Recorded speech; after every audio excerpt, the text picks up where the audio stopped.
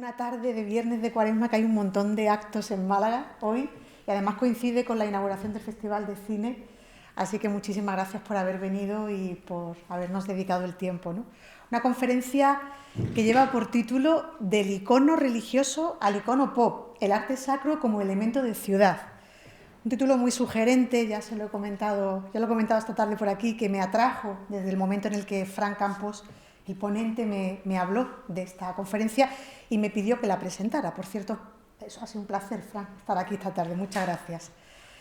Del icono religioso al icono pop, el arte sacro como elemento de ciudad. Las devociones populares de Málaga, su relación con el urbanismo, con las identidades de los barrios, el papel de estos iconos de devoción popular como elementos de ciudad, casi siempre vertebradores de vecindad. ¿Quién mejor para hablar de todo esto que un devoto del patrimonio de Málaga? Sí, Fran, que a pesar de su insultante juventud, es un devoto y un fiel creyente de las plazas, de los espacios públicos, de las capillas callejeras, de las callejuelas, de los rincones de su Málaga natal. Porque para él el patrimonio es una piedra de toque en la prolongada historia urbana de Málaga. Para Fran, la ciudad y sus iconos son frutos de su generación urbana, su trazado y la arquitectura que la conforma. Fran es divulgador del patrimonio malagueño desde hace años, porque así se lo inculcaron sus mayores, que le contaban las historias de los barrios de la ciudad. Su abuela le hablaba sobre la Buena Sombra o sobre el mercado de mayoristas. Fran comulgó desde pequeño con la devoción por el patrimonio, jugando entre las últimas redes de pesca, qué bonito esto, que se hacían en las diáfanas del barrio de San Andrés, donde pasó su infancia. Sus primeras palabras no fueron ni patrimonio ni historia, bueno, faltaría más, fueron las de las marcas de los coches que veía por la calle. Parece que ya estaba destinado el niño a la publicidad. Ahora Fran se dedica al marketing digital, pasó por la Escuela de San Telmo, se licenció en Publicidad y Relaciones Públicas en la Universidad de Málaga. Vamos, que al niño que decía las marcas de los coches que veía por la calle le habría gustado mucho este Fran ya adulto. Sus padres se criaron en la Misericordia. Su madre tenía a su familia en un corralón de la calle Agustín Parejo, en el Perchel. Antes de la guerra, la familia había vivido en una casa de varias plantas en la antigua calle Palafó de Capuchinos y la generación anterior venía de Ojén. Su padre nació en el barrio del Portichuelo de Antequera, un barrio también muy cofrade. Sus antepasados eran guanches canarios, que fueron traídos a Antequera tras la toma de las islas. Ahora ya tu parecido con los canarios ya me cuadra un poquito más. En cuanto a la faceta cofrade, él nació en el seno de una familia semanasantera. Su familia en su época perchelera se unió para siempre, fue y será ya de la esperanza, ¿no? En 1953, esto me lo contaba Fran el otro día, qué bonito, su madre se bautizó con un traje de cristianar hecho con unas enaguas de la Virgen de la Esperanza. Otras hermandades con las que él tiene vinculación son Salutación, Dolores del Puente, el Rocío. Fran es un devoto de Málaga porque la ha vivido la ciudad. Firme defensor del patrimonio material e inmaterial de una ciudad a la que se le escapa su identidad, desgraciadamente, la que la hace única, por cierto. Desde hace años, este malagueño denuncia en redes sociales, en la radio, en la cadena SER, lo que para él es la transformación descontrolada de la ciudad. Fran siempre dice que Málaga ha pasado de ser una ciudad vivida a ser una ciudad admirada. Y en su mirada sobre la ciudad hay espacio para la denuncia, pero también para el análisis sin imposiciones. Fran es libre porque no busca agradar a nadie. Él siempre dice que cuanto más reflexionemos sobre esto, menos probabilidad habrá de que elementos, personajes o historias caigan en el olvido, ¿no? Le pregunté el otro día de qué iba a hablar hoy y me contestó que sería una charla centrada en el papel de estos iconos de devoción popular como elementos de ciudad y cómo alrededor del icono religioso se vertebra un elemento de resistencia, por ejemplo, frente a la gentrificación. El cautivo, Zamarrilla, el chiquito, como muros inquebrantables frente a la gentrificación. Bueno, hablará de muchas más cosas.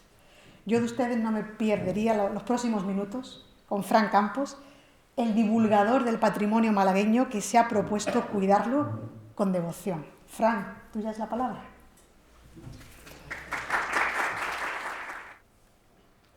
Buenas tardes, ahora sí. Muchas gracias, Esther, por tus palabras. Me ha emocionado un montón. No estoy acostumbrado a que hablen de mí y bien. También dar las gracias primero de todo a ustedes, que como ha comentado Esther, el viernes es muy ajetreado, hay muchas cosas y venir hasta aquí para escucharme, pues para mí es un honor. Por supuesto, gracias a la agrupación de cofradías por dejarme este espacio, por abrir este lugar a un malagueño más. Y sobre todo, las gracias a las dos almas que hay detrás de Malagrafismos, que son Diego Toledo y Jorge Bueno, porque confiaron en mí y me dieron esta oportunidad. No sé si lo haré bien o no, pero ahí ya va. Vamos a hablar, como hemos visto ahí, del icono religioso al icono pop, el arte sacro como elemento de ciudad. Es algo rimbombante, la verdad. Pero bueno, como ya sabéis, los que me seguís en redes sociales, me gusta plantear una pregunta inicial que no tiene nada que ver con lo que voy a hablar. Así que, ¿qué tiene que ver la Semana Santa de Málaga con el Gordo de Navidad? Lo dejo ahí y vamos a seguir avanzando. Y empezamos a hablar con qué es el icono, ¿no? Pues bueno, sí, vamos a ir desgranándolo a lo largo de la charla, pero vamos a empezar por lo que dice la Real Academia de la Lengua. Vamos a ponernos serios. La primera acepción que dice la RAE es que una representación religiosa de pincel o relieve usada en las iglesias cristianas orientales. Las nuestras son las occidentales, estas son las orientales. Aquí tenemos algunos ejemplos. La segunda acepción es la tabla pintada con técnica bizantina. También nos habla de temas orientales, que por cierto, ahí veis, hay una cosa que no es oriental, dos cosas que no son orientales. La primera que hay ahí arriba es el iconostasio, que es como el retablo nuestro, pero bueno, es el lugar donde se colocan los iconos. Ese está en Almería, en la iglesia de San Nicolás, que es la antigua iglesia de la Sagrada Familia, y abajo veis un icono, que no es una tabla pintada en sí, pero bueno, es algo parecido, que es el Cristo, el Señor de la Verónica de Antequera. Además, como se presentaba antiguamente, y yo siendo de raíz antequerana, como ha comentado Esther, tenía que ponerlo. La RAE nos dice una tercera acepción que me parece mucho más interesante y mucho más cercana a lo que vamos a hablar hoy. Y es el signo que mantiene una relación de semejanza con el objeto representado. Por ejemplo, las señales de cruce, badén o curva en las carreteras. Aquí le hace la RAE un guiño a la DGT, que es muy simpático. Bueno, pues ese signo que mantiene una relación de semejanza con el objeto representado es lo que más me interesa, porque es lo más humano que hay, ¿no? Al final necesitamos algo tangible o por lo menos perceptible a los sentidos para darle sentido a las ideas, ¿no? Esto viene con los iconos de devoción popular que ahora veremos, se entiende muy fácilmente, pero también se entiende con el patrimonio y con la ciudad. Necesitamos como seres humanos tener una ciudad reconocible, una ciudad que sepamos qué es lo que hay, qué historia hay detrás, qué vínculo tenemos, qué relación ha tenido nuestro entorno, nuestra familia con esa ciudad, para poder ser reconocibles. En el momento en el que eso se rompe, generamos desarraigo y una falta de identidad. Eso mismo puede pasar con las devociones populares. Aquí os pongo ejemplos de algunos iconos que no son a lo mejor considerados tan iconos, pero para mí sí lo son.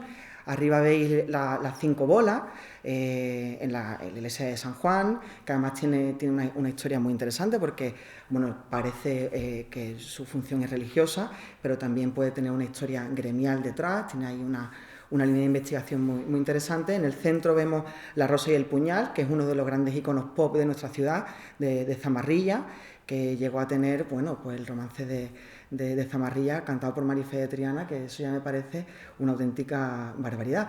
Y justamente al lado la representación de esta rosa que ha hecho Iván Suazo, que es la otra pieza grande de Malagrafismo con su exposición en el Varo. Bueno, pues estos son iconos de ciudad que a veces no consideramos de ciudad. Aquí en Málaga lo tenemos a lo mejor demasiado interiorizado, pero creo que el límite que tienen estos iconos va mucho más allá y los voy a comparar con estos otros.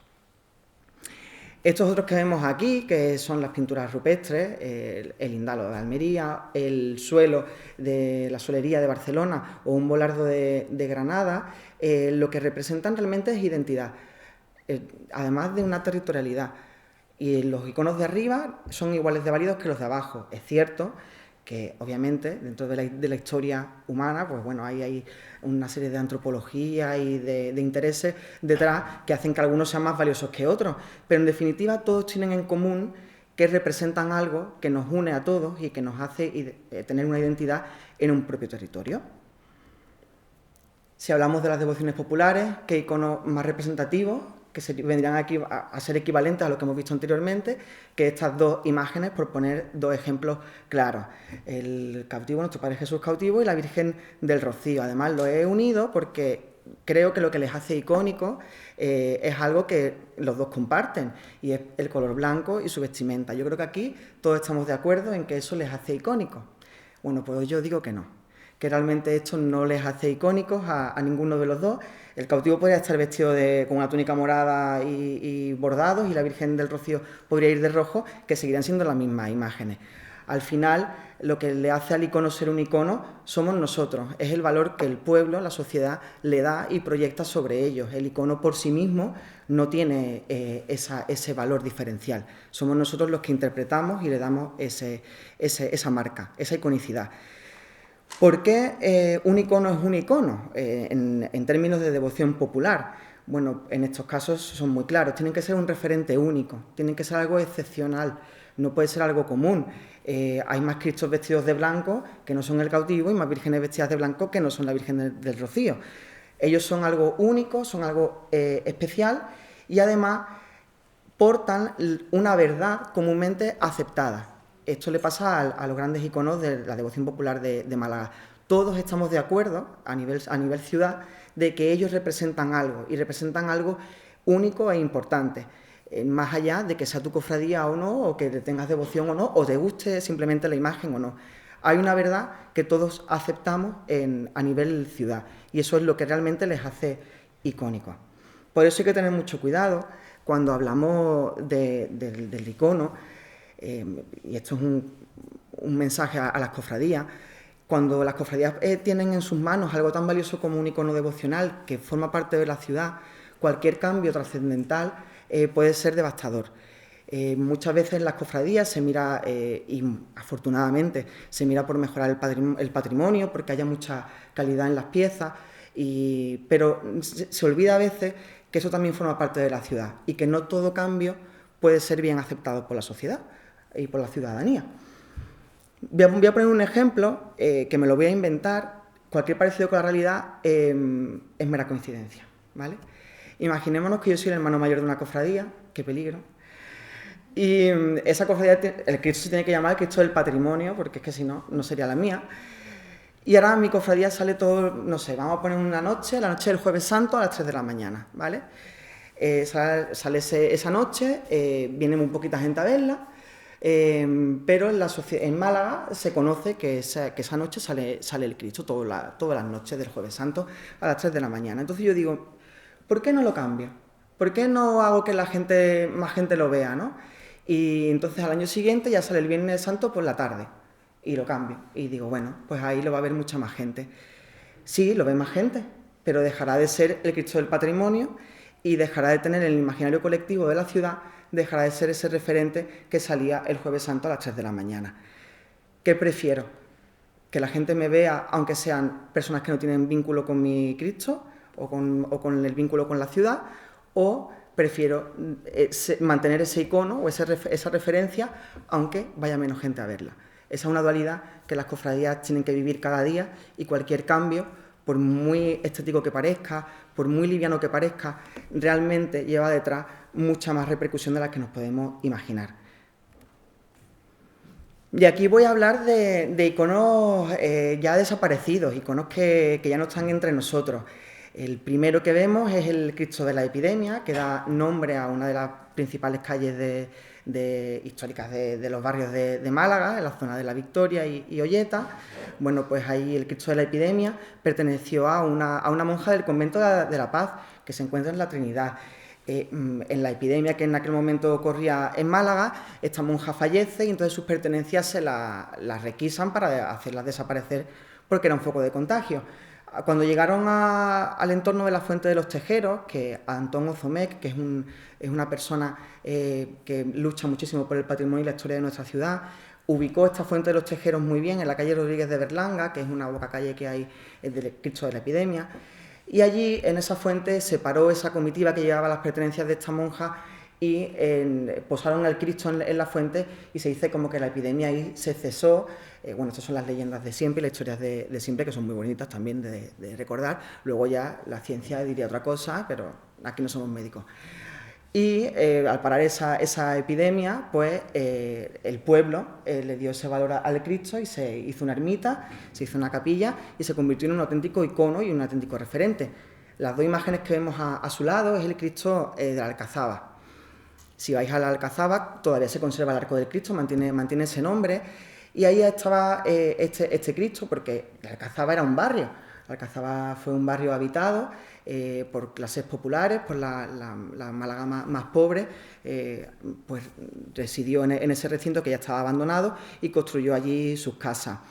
Este Cristo también es conocido como el Cristo de los Tres Huevos, que siempre he hecho cuando algunos hemos hablado de este tema en la propia Alcazaba con visitantes de fuera, siempre genera alguna risa. Bueno, pues el Cristo de los Tres Huevos viene porque uno de los vecinos que vivían en esa Alcazaba tuvo que salir de Málaga a hacer vida fuera y dijo, mira, si me va bien, te hago la promesa de que te traigo lo más raro, lo más valioso que encuentre.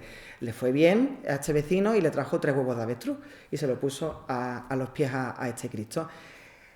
La Alcazaba se abandonó, dejó de ser un barrio para recuperarse como monumento. Aquí también hay una dualidad que yo tengo particularmente, si que habría sido mejor mantenerlo como barrio, mantener el monumento. Bueno, mi yo purista, que es el mayor porcentaje de mí, dice que hay que recuperar el monumento, entonces le parece bien la intervención, pero por otro lado, estas historias de vida y estas historias de Málaga se perdieron para siempre. El Alcazaba dejó de ser un barrio y dejó de ser parte de la ciudad para convertirse en solo un monumento.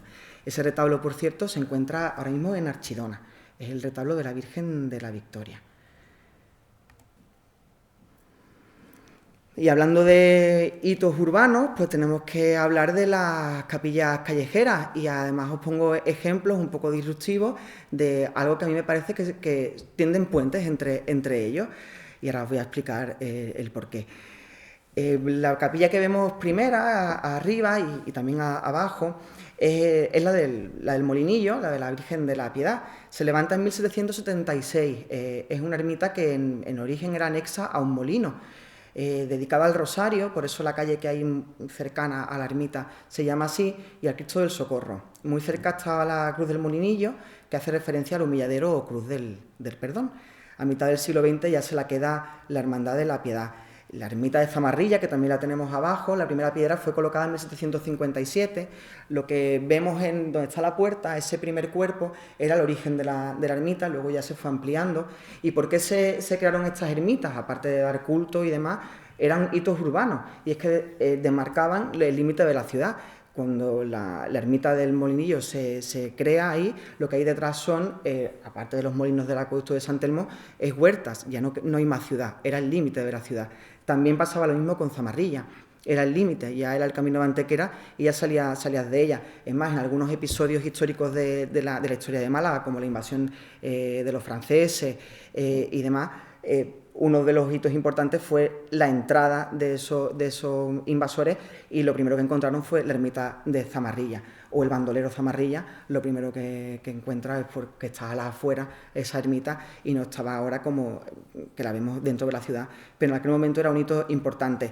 Por eso la uno a dos hitos también urbanos de otras épocas muy distintas que también delimitan sus ciudades. El Arco de Marbella, que nos rememora los mejores tiempos de la Costa del Sol, y abajo Puerta Tierra, que esto no tiene nada que ver con que Diego esté aquí, Diego, que Diego es gaditano, esto no va por ti. Pero aquí vemos cómo realmente estas capillas y de estos iconos devocionales populares realmente tuvieron un papel urbano y un papel importante en el entramado de la ciudad.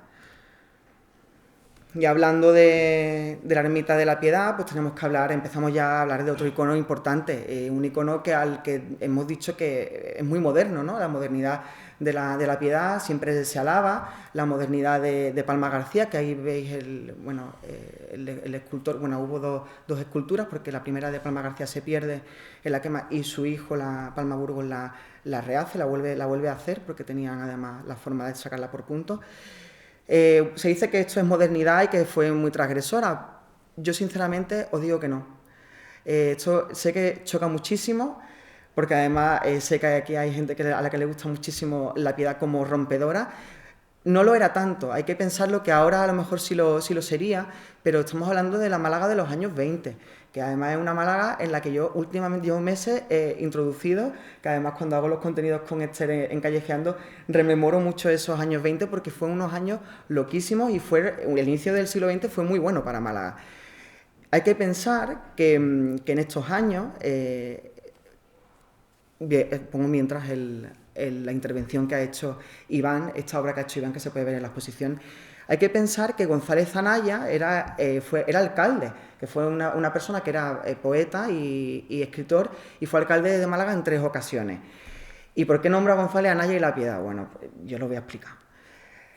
Málaga en aquella época tiene ya grandes hitos. La Piedad viene en 1929, pero ya teníamos el Caleta Palace, el Hotel Miramar, los almacenes de Félix Sáenz, que era el modernismo, era una cosa muy, muy novedosa, una estética muy parecida a la que tiene la Piedad, y sobre todo González Zanaya impulsó la Casa Consistorial, o sea, el actual ayuntamiento, y Echegaray, la calle Echegaray, con todos esos edificios que conlleva. Si trasladamos la Virgen de la Piedad al ayuntamiento y si trasladamos la Virgen de la Piedad a la calle Echegaray, nos encaja perfectamente. Si os fijáis en la estética que tiene la Virgen de la Piedad y los elementos decorativos de tanto del consistorio como de la calle Echegaray, encajan totalmente. Era la estética de la época, era lo que se llevaba en esa época. Si viésemos revistas de la época, las mujeres tenían esa pose, tenían esa estética, esa forma de tocado. Si vemos los cultos propios de la bendición de la Virgen de la Piedad, son muy diferentes a como ahora se presenta en sus cultos. Ahí se tenía todo un sentido, iba muy enfocado a lo que era el momento de la época, con lo cual modernidad quizás no fue la modernidad de la Piedad o de Palma, sino la modernidad de Málaga la que se volcó y se plasmó en la Virgen de la Piedad. Y de un icono comprendido a uno incomprendido. Tenemos que pasar unos años más tarde, vamos a los 70, y llega a Málaga la Soledad de Ábalos. Es la glorificación de la soledad de la congregación de Mena, llega en 1975, dura 4 años, sustituye a la Virgen de la Soledad tradicional, a la que conocemos ahora. Se hace aquí un grito, este sí que fue un grito por la modernidad, y además con un personaje muy controvertido como Juan de Ábalos, que Juan de Ábalos es un escultor valiosísimo de mitad del siglo XX, pero muy asociado a la dictadura, ¿no? al franquismo. Él fue quien decoró Cuelgamuro. Afortunadamente, sus descendientes están haciendo ahí una labor interesante para que entendamos bien el papel y la figura de su padre, de Juan de Ábalos, porque en la vida, como todo, ni todo es negro ni todo es blanco. Hablábamos hace poco de Caleta Palace, que es un corto muy interesante, con Ergueta, con el director en la radio, en el que hay unos personajes en la Málaga de preguerra, de ambos bandos, y lo que tenemos en el imaginario colectivo muchas veces de algunos de esos personajes es que son de una determinada manera y además de una manera muy radical. Luego este corto ha hecho que veamos que realmente eran personas humanas y que tenían muchas dualidades y que tenían muchos colores dentro de ellos, ¿no? Con Juan de Ábalos pasa lo mismo. Aquí yo creo sinceramente que lo que le faltó a la Soledad de Ábalos fue tiempo. Creo que no tuvo tiempo de cuajar y no tuvo las circunstancias que tuvo la Piedad. La Piedad tenía a Correos detrás y una capilla callejera donde se convirtió en una vecina más del barrio. Simplemente por estar ahí ya generas un vínculo que las imágenes que están en las iglesias, que tienen sus horarios y demás, tienen muy difícil alcanzar. La pieza que vemos ahí también es de Iván, que es una barbaridad que ha transformado a la Soledad de Ábalos en algo parecido al Greco, ¿no? Y ahora vamos a viajar en el tiempo y volvemos otra vez a los años 20, que ya sabéis que me gusta. Aquí tenemos un número extraordinario de Semana Santa que se publicó en La Esfera, en Madrid, en 1928. Aquí es un reportaje interesantísimo de 4 páginas hablando sobre Málaga por un periodista que no ha conocido Málaga, que no conoce la Semana Santa, no tiene ni idea de nada. Y él tiene un contacto en Málaga que le va dando un poco de información y él va haciendo este reportaje. Esa persona con la que habla en Málaga es una persona que en el mundo cofrade no se le reconoce. A nivel ciudad también lo tenemos bastante olvidado y yo creo que las cofradías tienen ahí un filón porque fue una persona muy importante. Esa persona es Ricardo de Urueta. Ricardo de Urueta nació en la Cortina del Muelle, muy cerquita de la aduana, en 1868. Tiene una plaquita azul, de esas que han aflorado en Málaga, pues hay una allí. Él alcanzó ser director general de Bellas Artes en la Segunda República, algo parecido al ministro de Cultura del momento, y veló por la protección del patrimonio con la Ley del Tesoro Artístico en 1933. Además, él cuando la cosa se tensionó y veía peligrar el arte religioso, hizo unas campañas de publicidad pidiendo por favor que no se tocaran porque eran patrimonio de todos. Desgraciadamente no surtió del todo efecto. Él además había estudiado imaginería a nivel teórico y estudió a figuras como Gregorio Fernández, Berruguete o Mena. Si leyésemos ese reportaje con detenimiento, todo era de Mena, ¿vale? Todo lo que había en Málaga era de Mena, porque es que, claro, si tenía a Ricardo de Urueta, el pobre Ricardo de Urueta hizo lo que pudo. Es que él tenía los medios que tenía. Ahora, claro, ahora nos reímos un poco de lo desfasado que ha quedado, pero en aquel momento fue muy importante. Además, sus investigaciones, fue el primero que metió fotografías en las investigaciones de este tipo. Y eso fue algo muy valioso que aportó Ricardo de Urueta. Por eso muchas fotografías que conservamos de las cofradías de Málaga vienen por él. Otro fotógrafo que también, gran parte de las fotografías que vamos a ver en la charla de hoy son de José María Díaz Casariego, que era madrileño y que desgraciadamente el franquismo eliminó todo su archivo, lo destrozó, lo destruyó, y nos queda lo que se publicó en medios y lo que no se publicó en medios, nada más que nos queda una pequeña parte de un viaje a África, pero lo demás se perdió. Afortunadamente Díaz Casariego era el reportero, el fotógrafo base de las grandes revistas de publicaciones de aquella época, y tenemos muchas fotografías de aquella Semana Santa, ¿no? Que ahora ya está también desaparecida. Seguimos viendo parte del reportaje, ahí veis también ahí la esperanza y la soledad y la Virgen de los Dolores, aquí pone, pero las lágrimas de los mártires. Fijaros si no conoce la Semana Santa este periodista, que confunde el tema del preso del rico con el nazareno del Paso. Aquí hace unas mezclas un poco raras, y a mí os voy a leer una cosita que sí que escribe, que me parece muy interesante, y dice: es fenómeno habitual en estos tiempos de considerar que la imaginería religiosa debe ser producto industrial de especialistas en recetas de taller. Como muy acertadamente hablaba el señor Orueta, que ya os he dicho yo que era el que le estaba ahí dando la información, cuando los grandes escultores de la altura de Benlliure, Blay, Marinas, etc., cultivadores preferentes de los ritmos paganos, podrían muy bien enriquecer el acervo del arte religioso, si entidades como la Agrupación de Cofradías de Málaga, por ejemplo, en vez de solicitar el concurso de industriales imagineros, contratase con artistas de tamaña magnitud la modelación de nuevos pasos. Saldrán ganando el arte y la religión. O sea, ya estamos viendo como en los años 20 no parte del entorno cofrade, no parte de dentro de las cofradías el hablar de Benlliure. O sea, es Ricardo de Urueta el que a nivel, pues en sus esferas, ya estaba propagando el que por favor las cofradías tirasen de grandes escultores del momento como Benlliure. Desgraciadamente luego la vida tornó a otras cosas y se tiró de Benlliure por necesidad, y bueno, porque también se avalaba su trabajo, ¿no? Pero era también porque desgraciadamente se destruyeron las dos imágenes a las que sustituyó, ¿no? Y aquí ve la solución a qué tiene que ver el gordo de la Navidad con la Semana Santa, que no sé si se ha olvidado, aquí vengo ya a recordarlo. Esto lo firma Guillermo Rivagen, no tiene nada que ver con el pintor. Guillermo Rivagen, ¿quién era el periodista que hizo esto? Bueno, no se sabe si era periodista o no, tenía ascendencia alemana, tenía pasión por escribir y en muchas publicaciones lo contrataron para hacer este tipo de reportajes, pero también era muy famoso en toda España, porque era el hombre que adivinaba el gordo de la Navidad.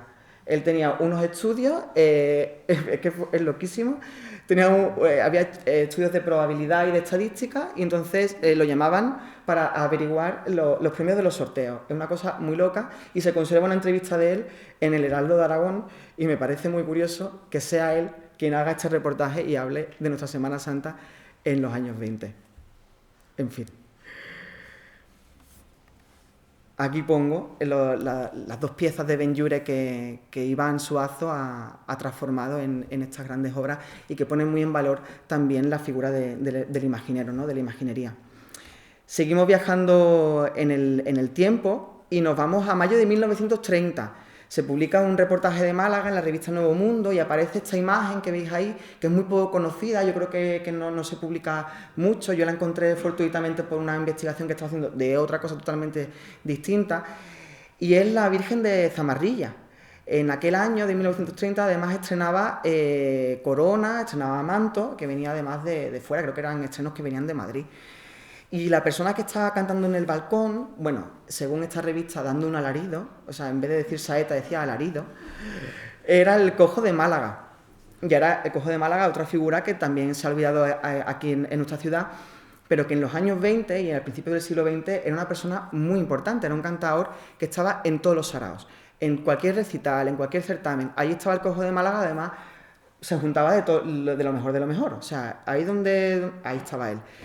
Y ese año de 1930, porque esto se publica en mayo, pero la fotografía es de esa Semana Santa anterior, él decide venir a Málaga. Eso es el entorno de Calle Mármoles, para que veáis cómo ha cambiado, y se rodea de todo el barrio, y decide hacer esta saeta. Aquí se ve cómo hay, a pesar de todo, en esa sociedad había un hito común, una comunidad en torno a la procesión, ¿no?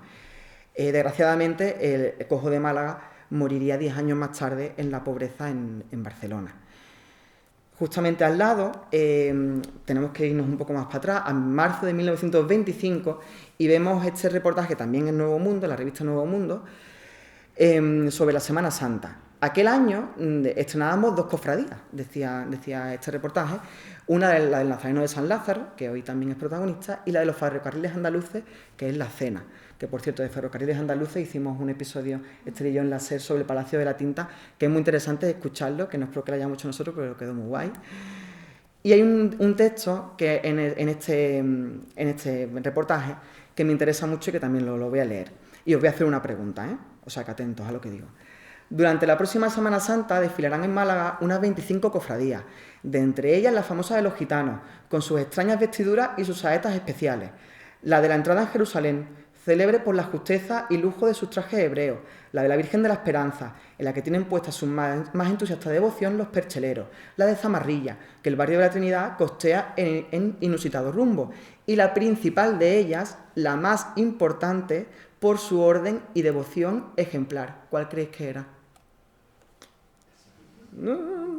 La de Servitas, que cruza la calle en majestuoso silencio, seguida de enlutados nazarenos descalzos y acompañada por los rezos de los sacerdotes. Aquí vemos otro reportaje de una persona que no era de aquí, que era de Madrid, y que había tenido había recibido fotografías y algunas impresiones de alguien de aquí, y había hecho este reportaje un poco como pudo. Pero es muy interesante. Pero aquí vemos lo que le transmitimos desde aquí a la gente de fuera, y cómo a él, todo lo que le contaron, lo que más destacó fue Servita, que sí que es muy importante y que es muy icónica, pero quizás ninguno la habría dicho o la habría destacado como el culmen de nuestra Semana Santa. Yo me alegro porque los servitas son muy buena gente, así que me alegro de que en aquel año los pusiesen en el top 1 de nuestra Semana Santa. Aquí, como podemos ver, que hace mucho hincapié en los barrios y en el pueblo, más que en el patrimonio, y eso también me parece muy interesante, destacar a los barrios, cómo lo viven los ciudadanos, más que el patrimonio en sí que ponemos en la calle. Las fotos, por cierto, son de Díaz Casariego, que os he comentado justamente antes. Y hablando de alguien que hace algo de Semana Santa sin haber visto nada de esto y sin conocer nada, pues aquí tenemos el ejemplo claro de la Virgen de Servitas que ha hecho nuestro Iván Suazo, que Iván no conoce nuestra Semana Santa, no conoce Málaga, y aún así, viendo las fotografías y un poco las impresiones que nosotros, que la gente, los malagueños la han trasladado en alguna u otra manera, ha hecho esto. Pero detrás de Iván hay una suerte de adivinación que a mí me parece muy interesante, ¿no? Y sin salir de Servita, ya nos vamos ya nos vamos al terreno que a mí más me gusta, ya dejamos un poquito la historia y la parte más del icono pasado, y hablamos de barrio, hablamos de la chicha que a mí me mola. Aquí podemos ver una imagen de Servita junto a la Virgen del Patrocinio en el altar mayor de San Felipe Neri. Faltan las otras dos dolorosas porque la foto no cabe todo. También estaban en el altar mayor. ¿Y por qué estaban estas 4 vírgenes en el altar mayor? Que ahora nos pareciera un poco impensable. Pues estaban ahí porque hubo un acto vandálico en el barrio y atacaron a la Virgen de la Inmaculada que hay en la calle Cabello. Entonces, en desagravio, hubo una misa de desagravio y se decidieron las hermandades colocar esas 4 vírgenes. A día de hoy, a mí me parecería impensable que cualquier cofradía hiciera algo así por algún acto vandálico en el barrio. Me choca muchísimo y me parece que también tenemos que reflexionar el por qué estamos tan lejos de algo así, de por qué no hemos vuelto a hacer algo parecido, sobre todo en el entorno de esta iglesia, que es la iglesia de San Felipe Neri, en el entorno del barrio alto, el barrio de la Fontanalla, un barrio que en el siglo XVIII fue importantísimo, que viene de una herencia árabe y de una herencia de alfarera importantísima y que fue uno de los primeros barrios en degradarse en nuestra ciudad. Hablamos ahora mucho de lo que perdimos en la Trinidad y el Perchel, pero no olvidemos que el primer barrio que se despobla de habitantes, fue el de San Felipe. Ahora mismo ese barrio tiene un problema porque ya no es un barrio, ya no tiene feligresía, no tiene entorno sobre el que trabajar. Y vemos en la imagen de en medio la imagen de la Virgen del Patrocinio, ya en la calle, en la lucha que tiene Salutación, que lleva décadas luchando por ello, por ir procesionando por un barrio mucho más olvidado aún, que es el antiguo barrio de San Rafael, que ya ni siquiera nos acordamos de ese nombre, que la gente lo llama La Goleta. Y bueno, es que esto era el antiguo barrio de San Rafael, era un barrio importantísimo, un barrio además con unas historias increíbles. El edificio que se ve al fondo son las casas de Álvarez, que tienen un historión detrás tremendo. Como vemos, están abandonados y lo único que se está recuperando es para ser apartamentos turísticos. Entonces, la Virgen del Patrocinio llegará un momento en el que, en vez de tener vecinos o los pocos vecinos que queden, lo que tendrán será turistas haciendo fotos en esos balcones. Esta lucha constante hace que la debilidad del icono en su entorno sea cada vez más grave. O sea, ya cada vez les cuesta más a estos iconos devocionales encontrar su sitio, tanto en la calle como en el propio barrio, porque ya ese barrio y esas calles ya no existen, ni arquitectónicamente y patrimonialmente, pero tampoco humanamente. Otra imagen también de San Felipe es el Cristo de los Afligidos, que lo vemos allí arriba, y pasa un poco lo mismo. Esta imagen, que además tiene el hándicap de que no sale a la calle, pues toda esa devoción que tuvo a principios del siglo XX, en el que además tenía devotos fuera de España y le hacían donaciones y dádivas y regalos. O sea, tiene un ajuar muy importante este Cristo, que es pequeñito, que es un busto. Pues todo eso se ha perdido. O sea, esa imagen ya no supone nada, no tiene ningún vínculo con su entorno. Y es que el entorno no. Ya hemos dicho antes que los iconos son iconos porque nosotros como ciudadanos y como habitantes le damos un valor. Si nosotros no estamos, el icono está ahí presente físicamente, pero no aportan nada. Y pongo el ejemplo del Cristo de las Lágrimas abajo, de Capuchinos. Afortunadamente Capuchinos está en otra situación, pero me gusta ponerlo a los dos juntos para pensar en qué pasará con ese Cristo, con el Cristo de las Lágrimas, cuando esté en una situación parecida a la que está el Cristo de los Afligidos, porque Capuchinos también está en un proceso de gentrificación muy acentuado. Pero bueno, no todo es negativo, vamos con la parte positiva de los barrios, y aquí tenemos 3 ejemplos que me causan mucha alegría. El ejemplo de Mediadora, que ha paseado por un montón de barrios, de Las Delicias, Welling, tiene ahí un entramado urbano muy grande y está generando ahí un vínculo inédito, porque antes no había nada por todo eso, toda esa zona. Yo, que, como ha comentado Esther, nací en el barrio Nuevo San Andrés, para mí era impensable que en aquella zona hubiese una cofradía, y cuando en el Ave María surgió la Mediadora, pues nos resultó muy curioso a todos, ¿no? En el otro extremo está Humildad y Paciencia, que viene a ser lo mismo, pero en Cruz de Humilladero. Por ahora son barrios que están vivos, son barrios que tendremos que ver qué pasa, cómo evolucionan, ¿no? Para ver cómo va viviendo ese vínculo con estos iconos devocionales. En el centro nos encontramos con Nueva Málaga, con Nueva Esperanza, que es un caso muy interesante porque es el caso por antonomasia de barrio, de lejos, ¿no? Que decimos Nueva Esperanza, viene de Nueva Málaga, qué lejos, pero no olvidemos que ahora tiene Nueva Esperanza, tiene su barrio detrás, sí, pero es que esta Virgen era la Virgen de los Dolores que estaba en Peñarrubia, en un pueblo que está desaparecido y que está bajo el agua. O sea, que es una cosa loquísima. Esta Virgen ya fue un icono y ya tuvo su entramado y su cosa ahí en Peñarrubia. Y es muy interesante porque generaciones posteriores, incluso gente que salió de ese pueblo, de Peñarrubia, le dieron una casa en Nueva Málaga y siguieron teniendo contacto con la Virgen, pero hay otros casos que no, en los que a lo mejor estuvieron en Santa Rosalía o en Maqueda, que ahí se llevaron también a muchos vecinos de Peñarrubia, y esos vecinos, esa primera generación sí se tenía vínculo con esta Virgen, pero sus descendientes, ¿qué pasa con ellos? Esa segunda, tercera, esa cuarta generación, esa generación de mi edad, que no conoce Peñarrubia, ¿qué vínculo puede tener con esta Virgen? Pues ese vínculo se ha perdido. Ya no es los Dolores de Peñarrubia y se queda solamente con la Nueva Esperanza de Nueva Málaga. ¿Qué pasará con Nueva Málaga cuando siga envejeciendo el barrio, las generaciones que han nacido allí se vayan marchando, se independicen y se vayan a otro sitio? Aunque bueno, lo de independizarse ahora un poco... Pero imaginemos que la cosa va bien y la gente se independiza y se van a otros barrios y generan otra vida fuera de Nueva Málaga. ¿Qué pasará con el icono de Nueva Esperanza? Pues no lo sabemos. Eso al final es la evolución natural que tienen estos iconos. ¿Qué habría pasado de mi familia si no nos hubiesen echado del corralón de Agustín Parejo y mis tías no se hubiesen tenido que repartir, casarse y cada una hacer una vida y nosotros habernos ido, bueno, al palo que se fueron mis padres, tal, y nos hubiésemos quedado en el perchel? Pues a lo mejor todos mis primos, todas mis tías seguiríamos teniendo mucha más unión con la Esperanza que la que tenemos ahora, que solamente es mi núcleo familiar y mi sobrina que está ahí, que es la única que sigue saliendo en la procesión. Eso también es una cosa que tenemos que reflexionar entre todos, nosotros como ciudadanos y el mundo cofrade y las cofradías, sobre todo para ver cómo puede afectar a la supervivencia de la fiesta y del propio icono de la celebración, ¿no? Hablando de gentrificación, traigo aquí una fotoacción Málaga, que es bueno, es que no sé cómo decirlo, es una plataforma liderada por Elena Pedrosa, que es una tía chulísima, una maravilla de persona, que la llevamos también a la radio a hablar de Lagunilla. Ella es fotógrafa y reportera y también es docente.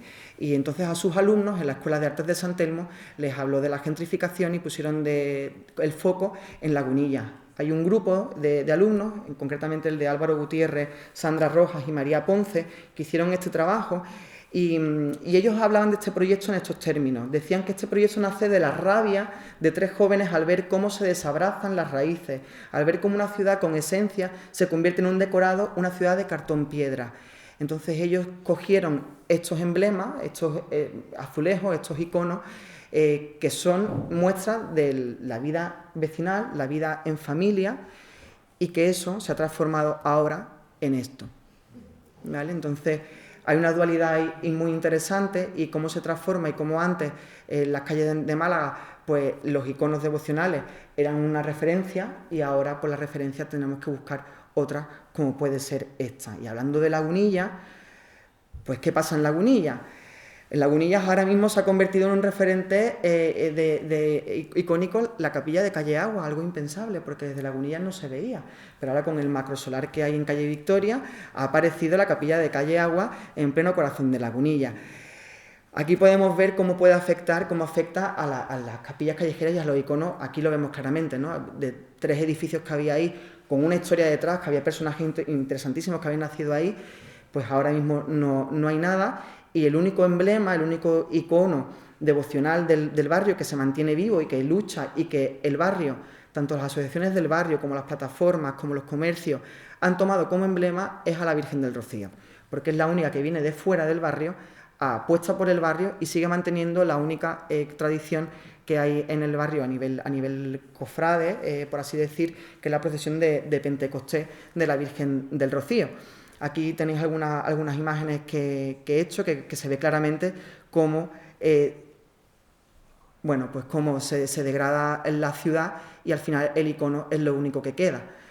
Por eso es tan interesante cómo desde estas voces tan críticas que hay en Lagunillas y que están luchando contra todos los elementos, apuestan y apoyan que la Virgen del Rocío siga siendo un emblema para ellos.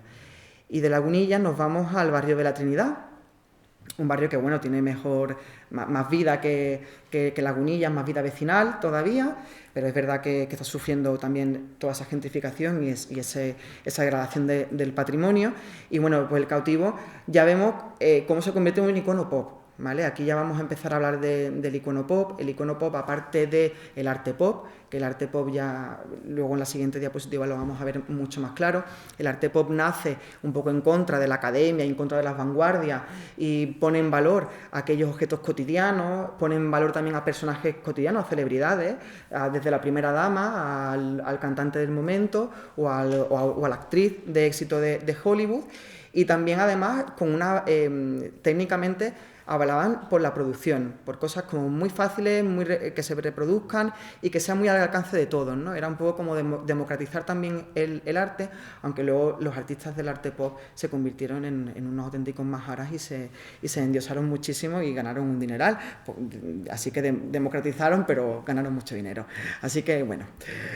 Y aquí podemos ver ejemplos de eso que comento, de cómo se convierte el Cautivo, da el salto y se convierte en un emblema como el que hemos visto antes, como la rosa de Zamarrilla, las 5 bolas o el volardo con la granada de la ciudad de Granada. O sea, al final es lo mismo. Ver el Cautivo es una marca de identidad en el barrio de la Trinidad. Es decir, aquí estás en la Trinidad y esto es lo que hay, este es nuestro emblema, esta es nuestra señal de identidad. Y aquí hablamos, quien vio el vídeo que puse ayer anunciando esta charla, vio que se introducía entre tanto iconos Lady Di, Diana Spencer, Diana de Gales, Diana Mártir, Diana Reina y Mártir. Bueno, pues Diana de Gales, si quien vaya por París verá la imagen del centro, que nos recuerda muchísimo a lo que son los retablos cerámicos y a la iconografía religiosa. Y es que ahí ya empezamos a mezclar identidades, y es normal, porque es que al final nosotros somos las mismas personas. Y somos la misma persona que va a una iglesia y también la misma persona que llora porque Lady Di se ha muerto en un coche. O sea, es que somos la misma persona y tenemos la misma forma de expresarlo. No podemos inventar nuevas formas de comunicarlo. Si vamos también os he puesto ahí abajo cómo está lleno de flores. Además, estas imágenes son muy recientes, son de noviembre. Cómo está lleno de flores el Puente del Alma, como si fuera la capilla del Cautivo. O sea, es que al final viene a ser lo mismo. Es la única forma que tenemos de expresarnos. Obviamente, en dos dimensiones muy distintas. Nadie va a pedirle un milagro ni va a rezarle a Diana, pero sí que es verdad que la forma de expresarnos nosotros como sociedad y como ciudadanos es muy parecida. Hablando de arte pop, ahí tenéis el retrato que le hizo Andy Warhol, que por cierto se subasta en unos días, así que quien quiera lo puede comprar. Y aquí también tenemos a esta imagen, a esta reinterpretación de Banksy que hizo Iván Suazo con el lanzamiento de los claveles al Cautivo. Y si seguimos viendo cómo esto se transforma y el icono pasa ya a un icono pop, ya no, a un icono ya que ya no sabemos en qué soporte más puede aparecer, pues tenemos esto, tenemos desde un paquete de patatas a unos roscos de vino, que a mí me parece genial, porque obviamente esto no está hecho con la intención de que recemos al papel del rosco de vino ni al paquete de patatas, no va por ahí, sino es como un elemento de identidad, es una muestra más de todo lo que vengo diciendo.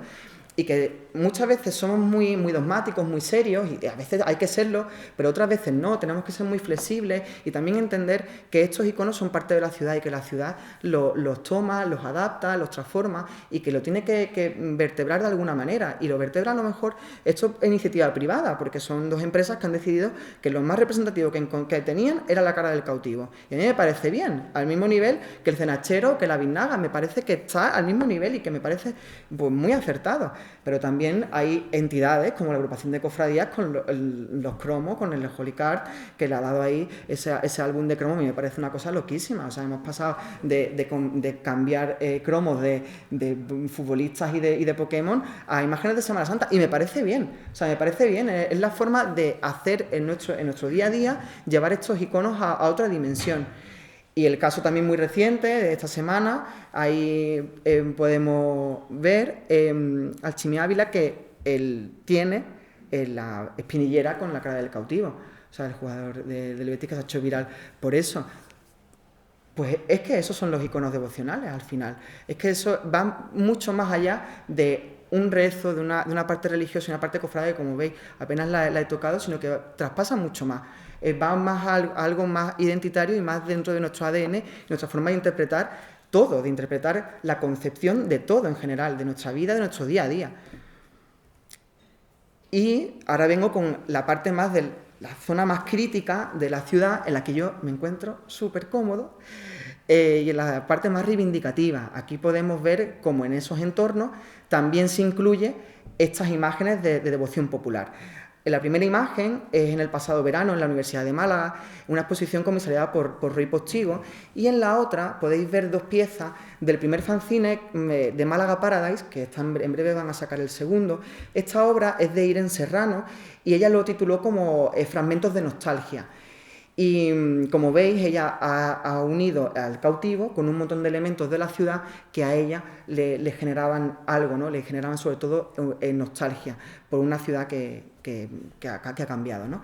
Y con una frase que está justamente en la parte de arriba voy a cerrar mi charla o este hilo dialogado que he hecho, y dice así: en memoria de una ciudad que ya no es mía, ni sé qué queda y qué ya no. Así que muchas gracias por haberme escuchado, y cualquier pregunta, pues, para adelante. Oye, ¿qué os parece, ¿Qué os parece? ¿Qué crecimiento, De ahí a ahí y aquí, o sea, increíble, Ese soy yo. Chicano está aquí detrás, y yo estoy con Chicano siempre porque él me pintó. Era monaguillo de la Esperanza en la época en la que la catequesis y la comunión, y mira, pues para la posteridad estoy ahí. Pues muy bien. Pues muchas gracias, Chicano, también. Bueno, ¿alguna preguntilla que tengáis? ¿Alguna reflexión? ¿Os ha parecido una locura? ¿Transgresor? ¿No? Venga, bien. Yo quería decir una cosa. Cuenta. Primer viernes de marzo, esta mañana nos hemos encontrado con un icono recuperado de la ciudad, la Escuela de Calle Granada, para el que tomen hacer. Y es curioso, porque yo iba con mi mujer y íbamos analizando, era muy curioso, los malagueños estaban en la cola y los turistas iban andando por el otro lado, con las maletas, por el otro lado, que era realmente escalofriante. Sí. ¿No? Eran los malagueños en cola, gente mayor, con paciencia, parada, y el turista con impaciencia, porque tiene que consumir el tiempo del turismo en la ciudad. Y después ya me llevaba al punto, porque he girado en calle Méndez Núñez y ha desaparecido hoy un icono cerámico, que es el rótulo de Lola Denis. Sí. Lola Denis se llevó, creo que se llevó el azulejo. Ellos han ido ahora a Las Delicias, al barrio de Las Delicias, la tienda que hay en la Plaza Uncibay, que había en la Plaza Uncibay, de tema de ballet, de karate y tal, pues llevaba 35 años allí y tuvo que cerrar porque el edificio se convierte en hotel y los han echado. No cierran, no ha cerrado, que muchas veces dicen, no, es que claro, como compréis por internet, ya la gente, pues normal, que cierre en el centro de Málaga. No, esta señora ha tenido que cerrar porque la han echado, porque la han convertido en hotel, y se ha tenido que ir al barrio de Las Delicias, a hacer una nueva vida en el barrio de Las Delicias. Vamos a dar las cosas claras, o sea, que dejemos de inventarnos que culpamos a Amazon de todo, y bueno, sí y no. Y me parece muy interesante la reflexión, sobre todo con el icono de Medinaceli, porque además es como muy ancestral, además con una performance, es muy performático, porque hay que hacer una cola, las 3 monedas, o sea, que no es cualquier cosa, que no es pasarte por la iglesia de Santiago y ya está, sino que hay una performance que además estaba como aceptada por todos, comúnmente aceptada. La verdad comúnmente aceptada que yo decía en el inicio es esa al final, que todos nos pongamos de acuerdo y digamos, no, es hacer una cola en la iglesia de Santiago y echar 3 monedas para pedir el deseo. O sea, es que eso es lo que convierte al icono en un icono y no en otra cosa. O sea, relaciones tenemos todos individuales y personales con los iconos, ¿no? Pero eso no lo convierte en icono. Lo de las enaguas de la Virgen de la Esperanza como traje de cristianas de mi madre, eso me hace que sea icono para mí, pero no es el icono para el resto. La esperanza es un icono por otros términos, ¿no? Por otros temas, pero no por ese, ¿no? Y eso me parece muy interesante que la hayas traído, el Medinaceli, aquí. ¿Alguna reflexión más? ¿Un comentario? Es bueno que tengamos siempre presente que, aunque no nos demos cuenta, el icono está y la gente no pasa de lado. Muchas veces se para. Y aunque sea un turista que va con el carrito, así con el trolley, ¿no? Empujando la llave, se para y lo observa. y sigue.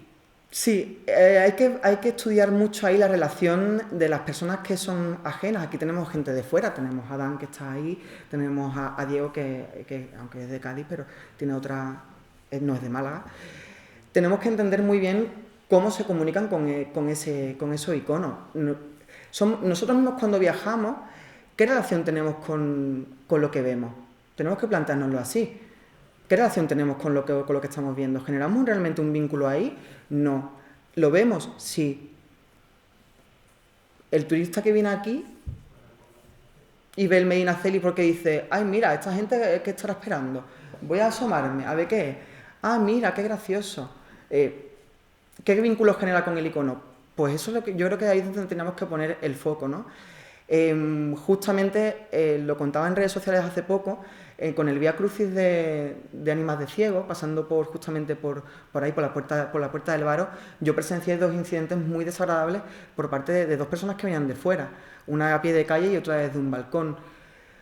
Esa puede ser la nueva realidad también en Málaga, de que hemos pasado de la anécdota de unas latas de Coca-Cola en calle Carretería a que eso va a ser pecata minuta con convivir en un entorno y que las procesiones tengan que pasar por un entorno que no es un entorno seguro, que no es un entorno hecho para que ellas pasen.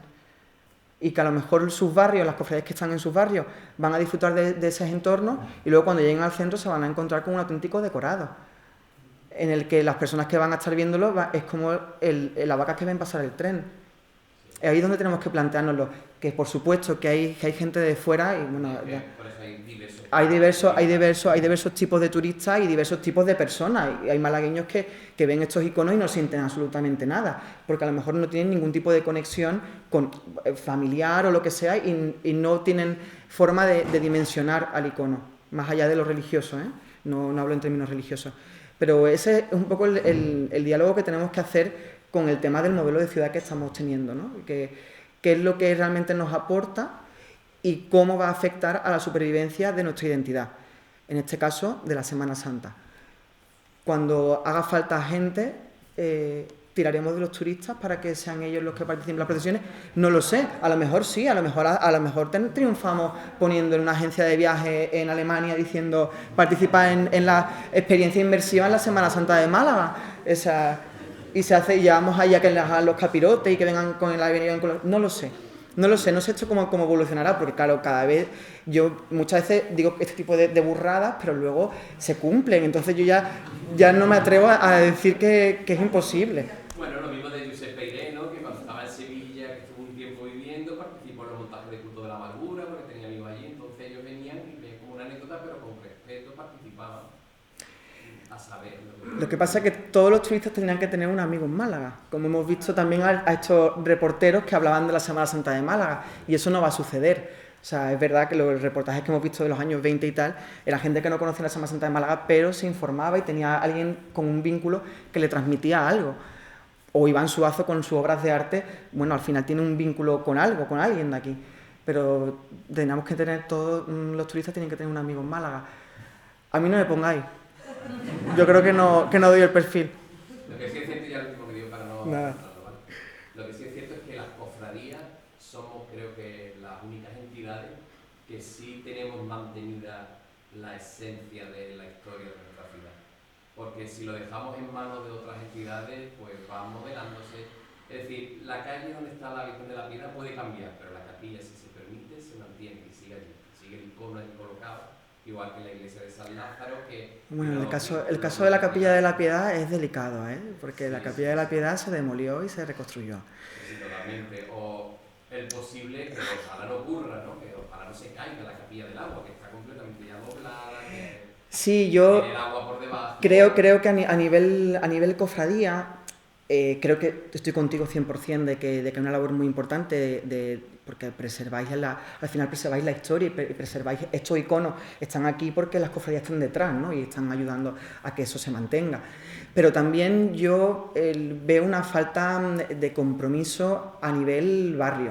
El ejemplo que he puesto del San Felipe Neri con la Virgen del Patrocinio Sevita y tal, eso no se va a repetir, pero ni en San Felipe ni en ninguna otra iglesia. Se me haría muy extraño que por algo que pasase en el barrio se movilizasen. Yo creo que ese es el vínculo que falta, que dar el paso yo creo que también las cofradías entienden que están tan asentadas en el barrio que no se dan cuenta de que el barrio va mutando y que cuando el barrio va mutando, por muy asentada que tú estés, el barrio va cambiando y tú tienes que también adaptarte a esa nueva realidad.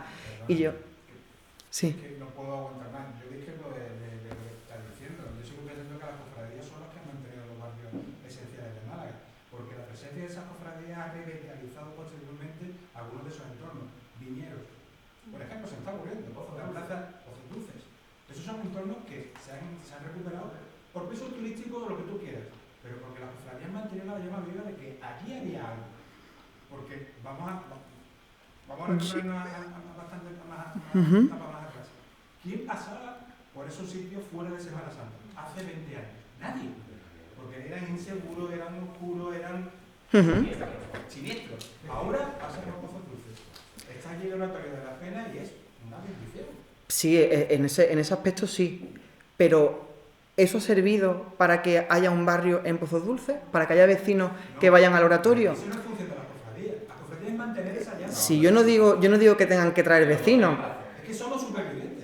Si yo lo sé, que hacéis una labor y yo lo vuelvo a decir, pero sí que creo que hay una labor más, hay que dar un paso más, igual que el Rocío hace esto en Lagunilla, hay que dar un paso más. Y si estamos viendo que, por ejemplo, en el caso de San Felipe, que lo viví yo en primera persona, si estamos viendo que se demuele toda calle Parras, que se destrozó entera, porque vino el Plan E y se hizo ese edificio rojo y blanco, ¿por qué ninguna de las 4 cofradías que había en San Felipe levantó la voz y dijo, no es normal esto, no es normal el destrozo que se hizo y la pérdida de vecinos, que vimos vecinos que se marcharon de esas casas y vecinos que además eran cofrades y que tenían vínculos con... Entonces... Los donantes de Dolor y Esperanza. Los donantes de Dolor y Esperanza. Justamente estaba pensando en ello, estaba pensando en Julio, lo tenía Eduardo en mi cabeza. ¿Te metes en política municipal? Claro, me meto en política municipal, pero es que las cofradías son parte de la ciudad. Es que las cofradías son igual que una asociación de vecinos, que una peña, que una plataforma ciudadana, y también tienen que decir, hombre, si tú como hermandad quieres mantener tu barrio, quieres ser parte del barrio, tienes que alzar la voz y decir, oye, quiero que el barrio esté bien, y estoy con los vecinos porque son los vecinos los que van, lo vuelvo a decir, son el pueblo el que le da al icono sentido. Si no, si mi barrio va a estar muy bonito, pero no va a haber nadie viviendo, entonces, ¿qué función hace la cofradía ahí? Ese es un carácter político que las cofradías no quieren ese. Ese es el problema, de que vemos política en algo que no es política, que es social, que es social, es una queja ciudadana. Sí. Sí. No. Y la labor social que hacen con el banco de alimentos y con todo, eso está claro, eso es evidente. Pero a nivel barrio, a nivel la gentrificación, no hay ninguna voz contraria. La agrupación de cofradías que está aquí, yo no he escuchado nunca un comunicado sobre esta situación. El aforamiento de las calles, ¿cómo ha sido eso? Lo pedí como hermano mayor. ¿Lo pediste como hermano mayor? Lo pedí, no me voy a poner aquí a medalla ni nada. ¿Cuántas cofradías Y me dijeron, Salva, es que eso es siempre, Salva, es que... Es que estamos normalizando que los barrios no tengan vecinos, que las calles no tengan gente viéndote porque tiene que estar aforada. Es que son unas cosas muy delicadas. En la Pascua del año, no sé si fue en el 22 o el 23, pero ahora ya que me di un poco después de la pandemia, llevo el récord. Dijeron, salió en el Español, creo que salió, que iba a ser el ayuntamiento el que iba a organizar la Semana Santa. Que ya está bien, que la agrupación, que no sé qué, los aforamientos, lo del líquido anticera, que si la ocupación de las calles, etcétera. Y yo me levanté y dije, esto salió el martes, por un ejemplo, ¿vale? Y hoy estamos reuniendo un jueves. ¿Cómo todavía la agrupación no ha emitido un comunicado? Estaba todavía Pablo, bueno, sí, claro, está la primera vez ahí. Y me dijeron, Salva, es que eso en el fondo no lo lee nadie. Claro, es que Eso me dijeron.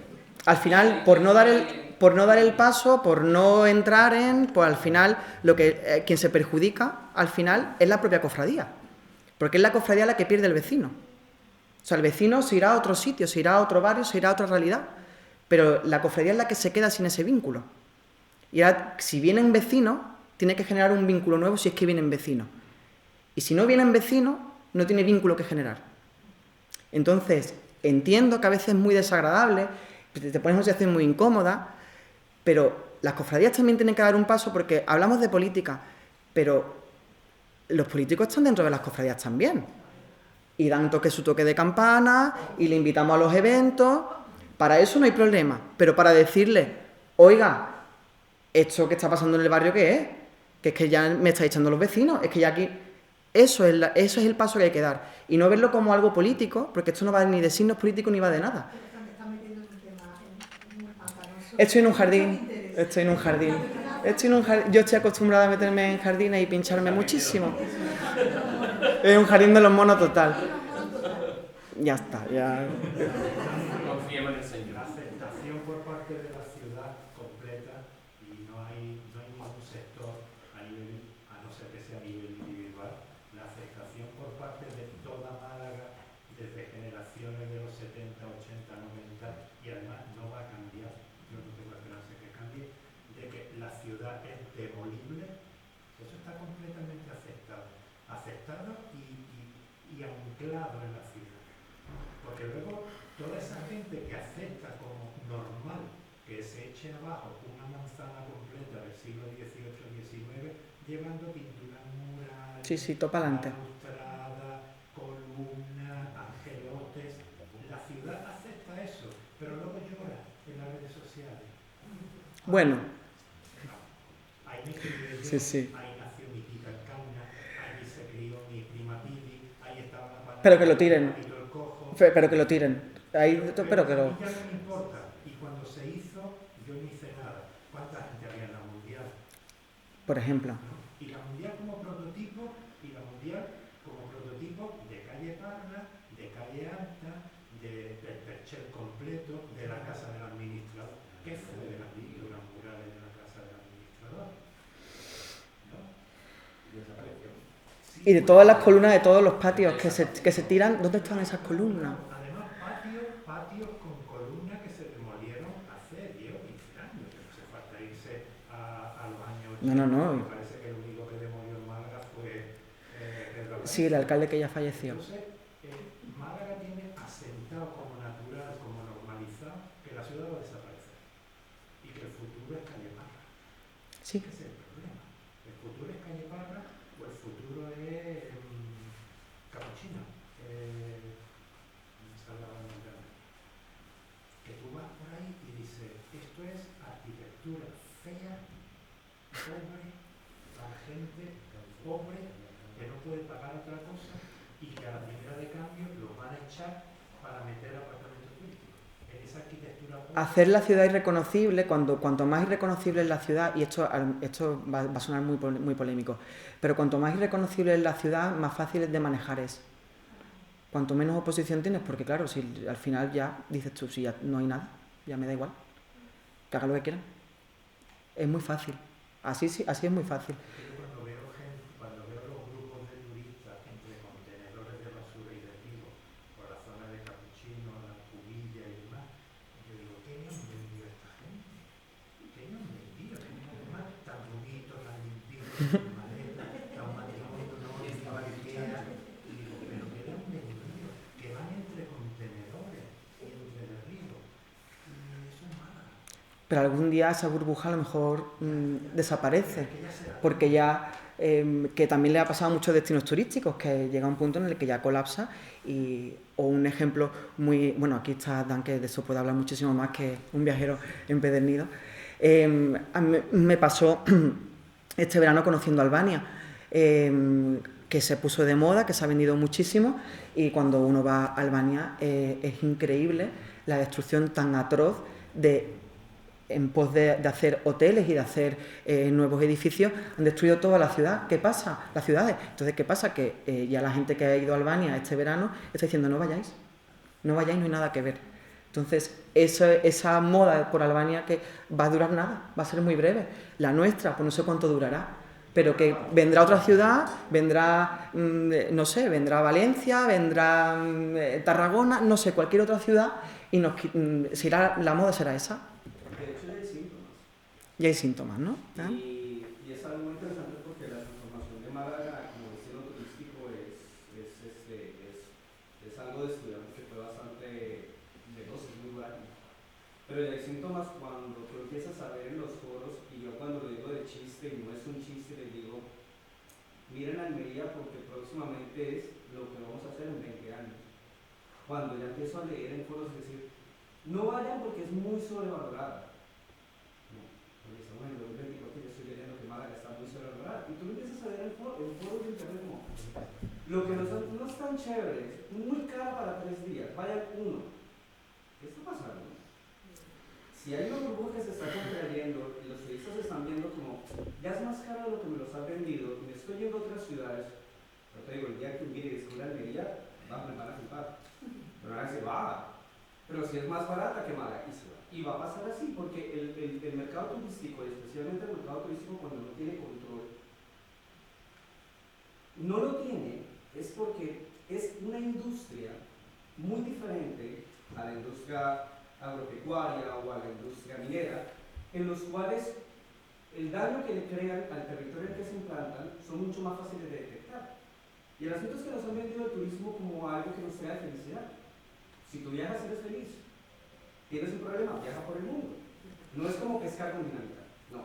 Es, vamos a llegar a un territorio, ¿cómo vamos a estar en contra de algo, de una industria que nos causa felicidad?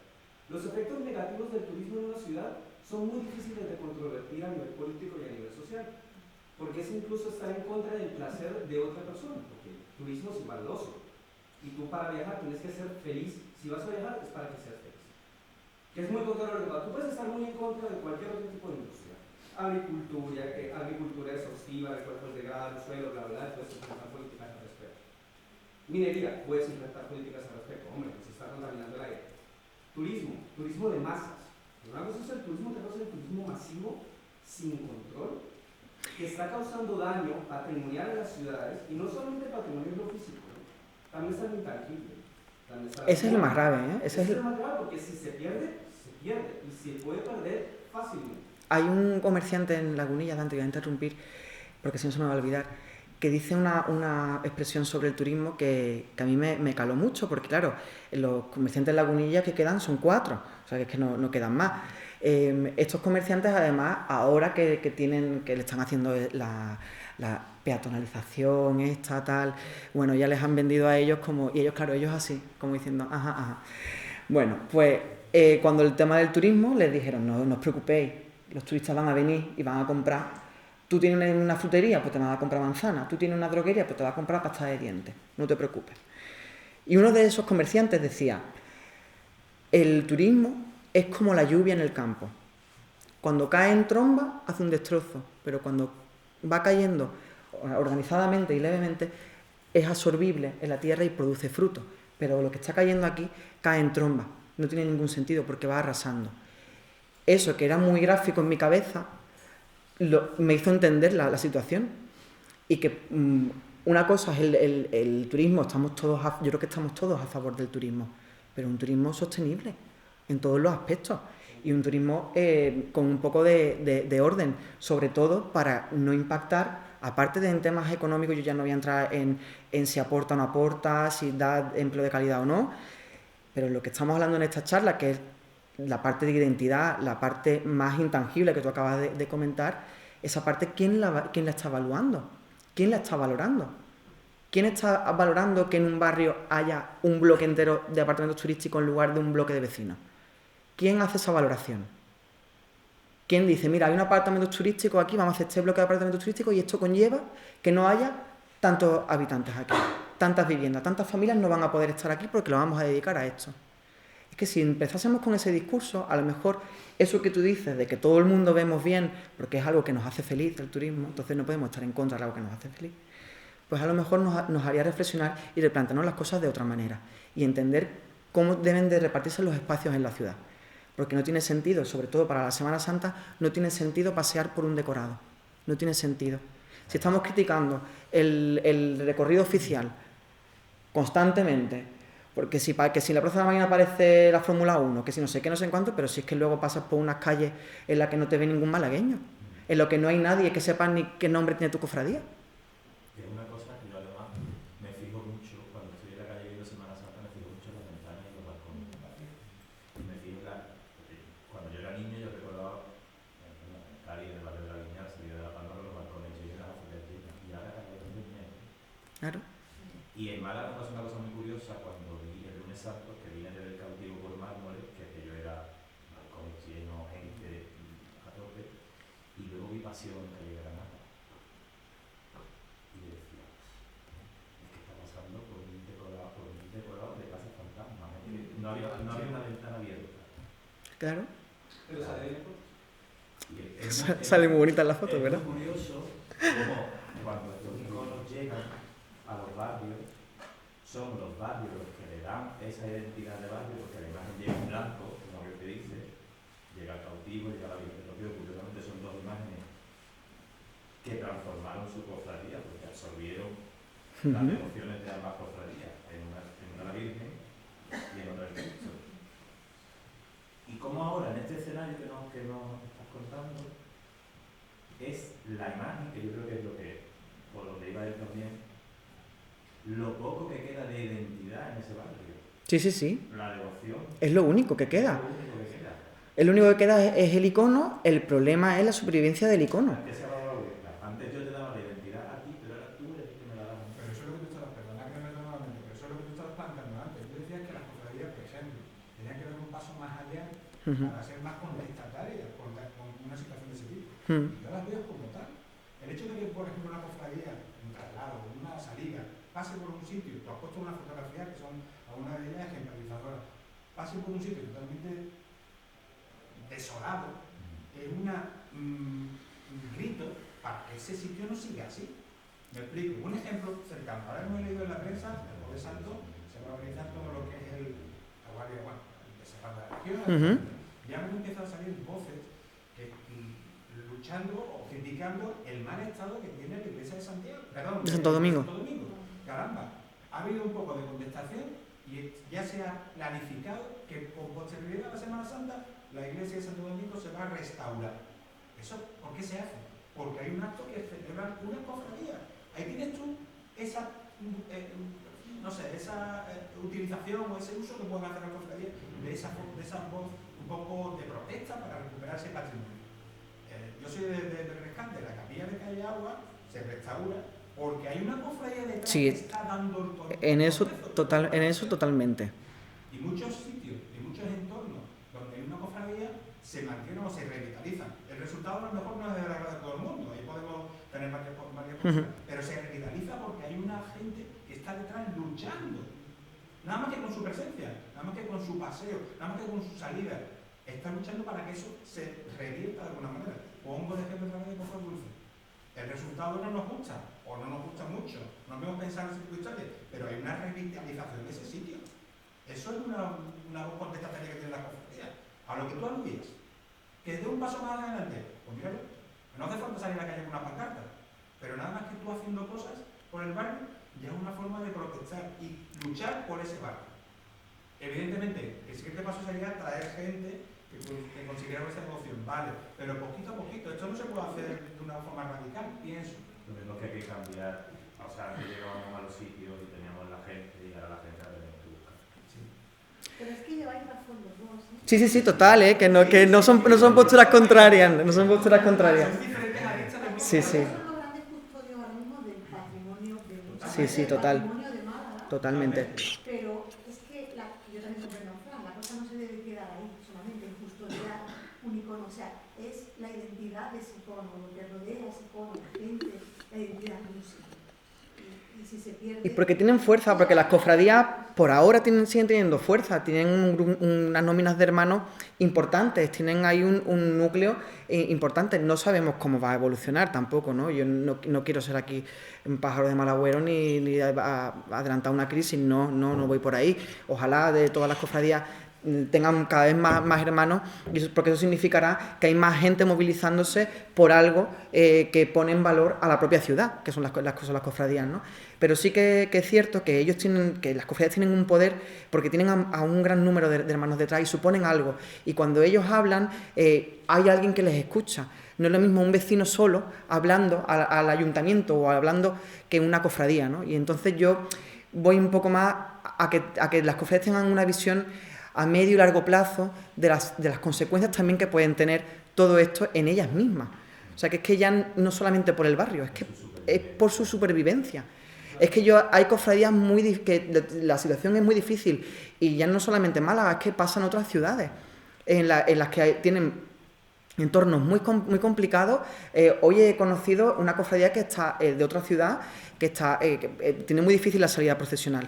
Una cofradía además antiquísima, arraigada, pero ¿qué pasa? Que es que no tiene entorno. Es que esa cofradía no tiene entorno ya. Eso te hace replantearte muchas veces la necesidad de la cofradía de estar ahí o estar en otro sitio. Pero es una pena que al final las cofradías tengan que moverse porque el entorno ha desaparecido, cuando ellas son las que han estado ahí perennes y aguantando el tirón. Es una pena y es un impacto. Totalmente. Por lo menos de las que han llegado más tarde. Que han llegado ya cuando el entorno ya no es lo que era, porque las que son cofradías históricas. Mira, en San Felipe Neri, que conozco bien el ejemplo, hay 2 cofradías nuevas de los 80 y 2 cofradías antiguas. En las 2 cofradías antiguas han podido tirar para adelante. ¿Por qué? Porque hay un vínculo con generaciones pasadas que se va heredando, y aunque las generaciones no vivan ya allí, se va generando un vínculo. Que vuelvo a repetir lo mismo, hay un momento en el que ya ese vínculo se va a ir rompiendo porque no tienes refuerzo, no hay un refuerzo porque no estás allí físicamente, ¿no? Eso es una cosa que el día de la salida de la cofradía de la calle es cuando se hace más palpable. Claro. Cuando la gente vuelve, como pasa en Sevilla con San Bernardo. San Bernardo es un barrio que fue prácticamente de los primeros barrios que se empezaron a construir apartamentos carísimos además, y la cofradía ya pasaba por el entorno de sus vecinos, se habían ido a otras zonas del extrarradio de Sevilla, pero volvían en el miércoles santo. Consiguió que ese día volvieran esos vecinos que conocían a San Bernardo, pero esas generaciones posteriores de esos mismos vecinos llegará a un punto en el que ya irán rompiendo ese vínculo, ya no irán a San Bernardo, porque ya dirán, no sé, mi abuela venía aquí, pero... Y que es una cosa performática, como lo que has dicho tú antes de...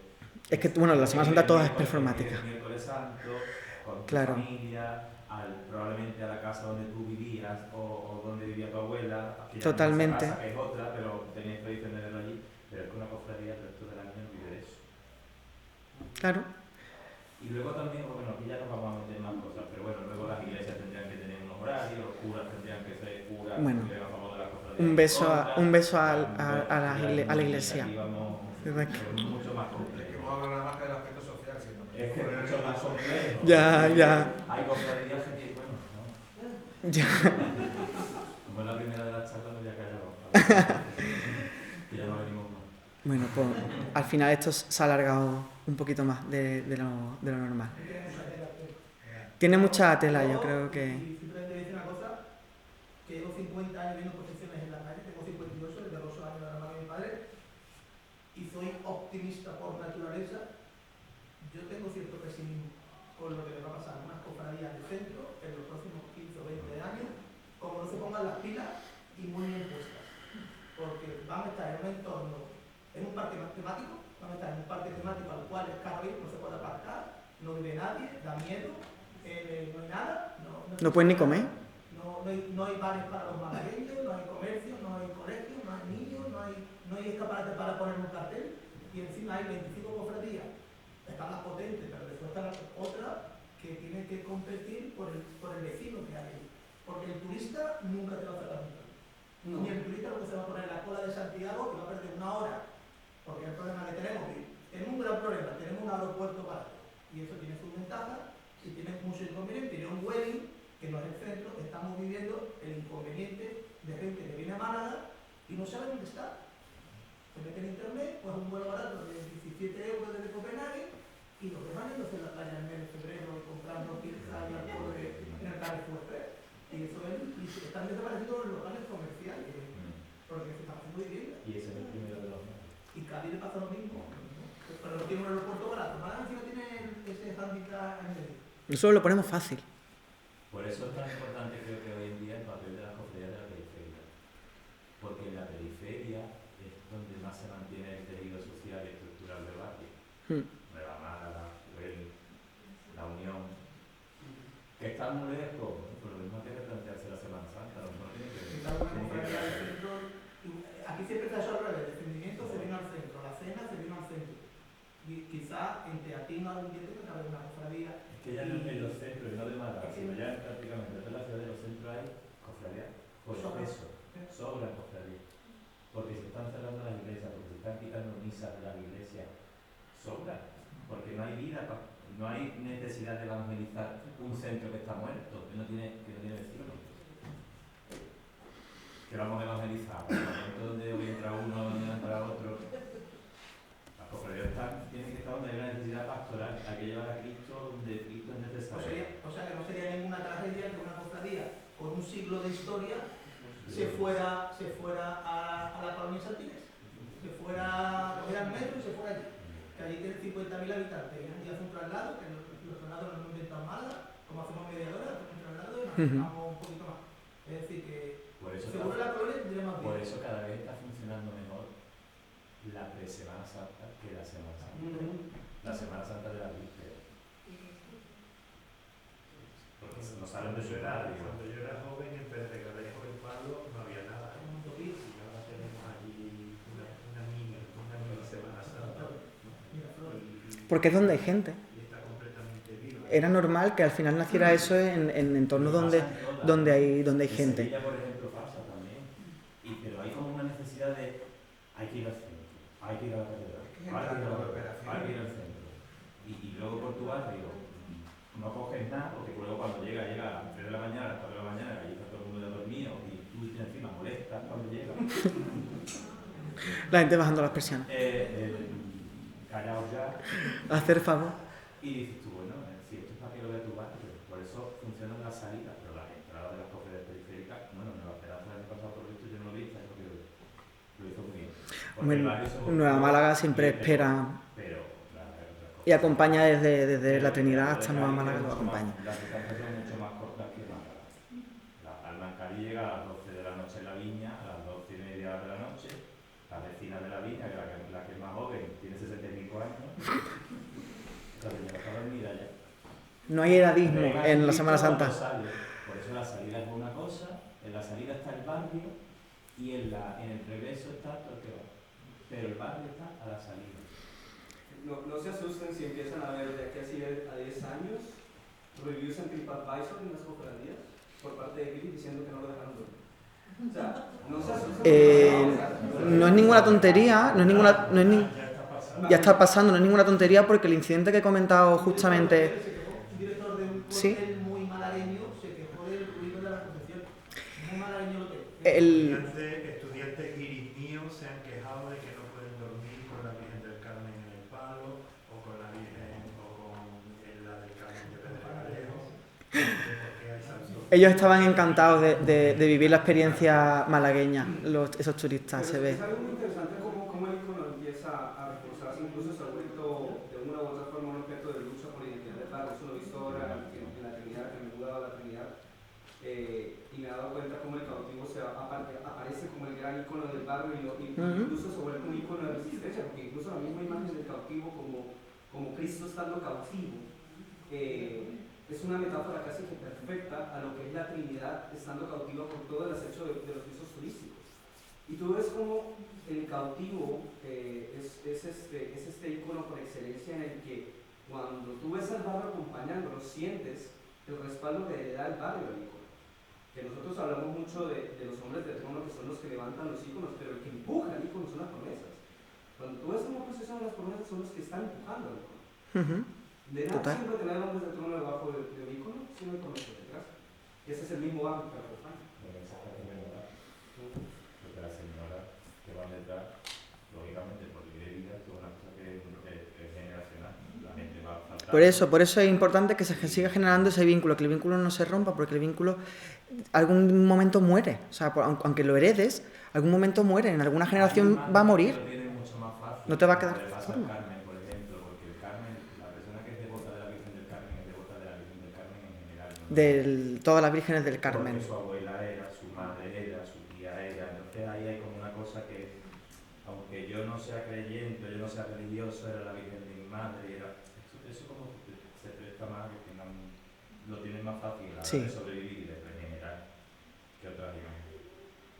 Y yo creo que eso solo se consiguieron de ahí, de la vida está en los barrios ahora mismo, y las cofradías como entidades sociales comercios, los colegios, si ahora locales, Tienen que ser un vecino, tienen que ser un vecino más. Y introducir al barrio, abrir las puertas al barrio, no cerrarlas. Los iconos que hemos visto que tienen gran éxito son aquellos que el vecino lo considera a ese icono como un vecino más, como una vecina más. No es por hablar, mira, que acaba de Salva, pero los mediadores es una hermandad, como yo digo, residente. Es que más obstáculos que... Más dificultades no han podido tener y mira, pues siguen luchando. Lo fácil, claro, lo fácil habría sido venirse al centro y decir, no hay gente, pero al final han ido y están ahora en San Patricio. Es más, yo también soy de mediadora. Welling es un sitio cofrade con malos vicios cofrades. Y cuando una hermandad, entre comillas, seria, ha llegado a una parroquia, la forma distinta, por ejemplo, en el día a día en la parroquia o en la puesta en escena en la calle, le ha chocado a mucha gente, incluidas las comunidades neocatecumenales.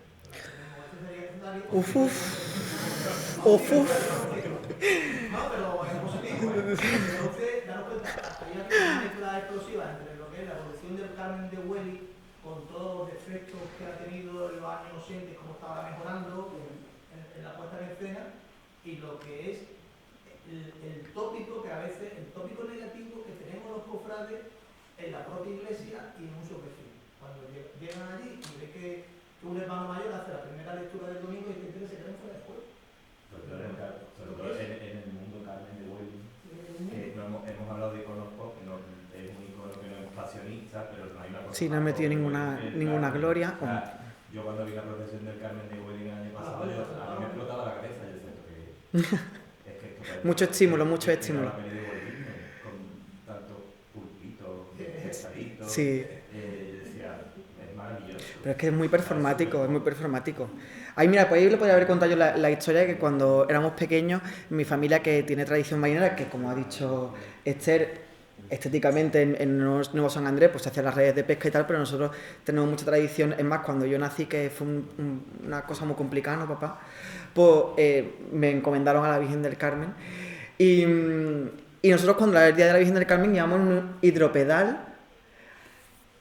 Todos los primos y tal, íbamos en un hidropedal a echar flores, o sea, y nos hartábamos de agua, y era una performance, y lo vivíamos así, lo vivíamos de una manera muy intensa y una manera nada seria, o sea, nada que ver con la Semana Santa, que tiene otro cariz muy distinto. Yo me quedé alucinado, calle Mendoza, yo decía, bueno, alucinado.